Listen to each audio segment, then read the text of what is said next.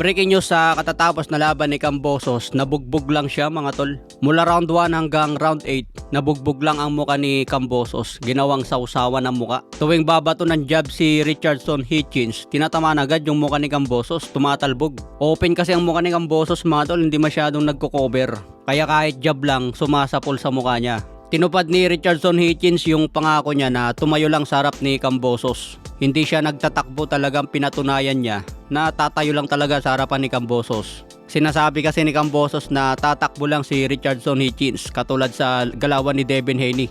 Pero sa pinakita ni Richardson Hitchens kanina, winalang hiya niya si George Kambosos. Hindi niya nirespeto ang suntok. Kahit tumatama kasi si Kambosos, hindi iniinda.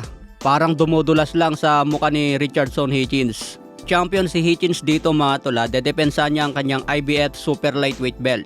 Dahil challenger lang si George Kambosos, dapat ipakita niya na gugulpin niya itong champion. Pero baliktad ang nangyari mga tol dahil yung champion mismo ang nambugbog sa challenger. Pagdating nga po ng round 8, tinamaan na ng solid sa katawan si George Kambosos. Nasingitan sa liver shot mga tol. Hindi nakayanan ni George Kambosos yon, yumuko at bumagsak na.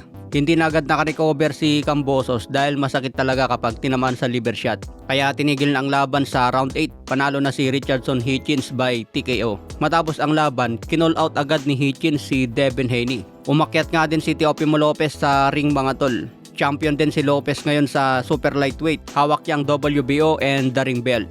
Dahil parehas galing sa New York itong si Hitchens at Teofimo Lopez, hindi sila nagkahamunan kanina. Kundi ang kinall out ni Richardson Hitchens itong si Devin Haney. Sa ngayon naman, number 1 na si Devin Haney sa welterweight. Number 1 siya kay Mario Barrios. Kaya nga pag manalo si Manny Pacquiao kay Mario Barrios ngayong July 19, number 1 na ni Pacman itong si Devin Haney kung nagkataon. Sa ngayon may kartada si Hitchens na 20 wins 8 KOs, wala pang talo. Isang American ito at may edad na 27. Mababa lang ang knockout percentage nito, 40% lang.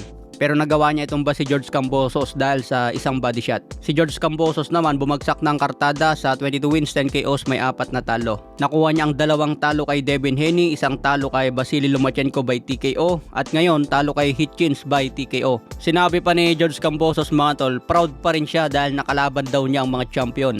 Proud siya dahil nakalaban niya ang champion na si Devin Haney. Tinalo niya si Teofimo Lopez. Nakalaban din daw niya si Vasily Lomachenko at ngayon, nakalaban niya ang isang malakas na si Richardson Hitchens. Wala daw nakakaya sa pagkatalo ni Kambosos dahil lahat ng talo niya galing sa malalakas na champion. Samantala maraming Pinoy fans ang nagsasabi ngayon lalo sa Facebook, si Nonito Donaire daw ay naging interim champion sa edad na 42. Samantala daw si Cuadro Alas malabo na makahawak pa ng titulo. So ano sa tingin nyo mga boxing fans, may pag-asa pa ba si Cuadro Alas na makahawak ng belt? Ito kasi ang mahirap mga tol kapag walang promoter.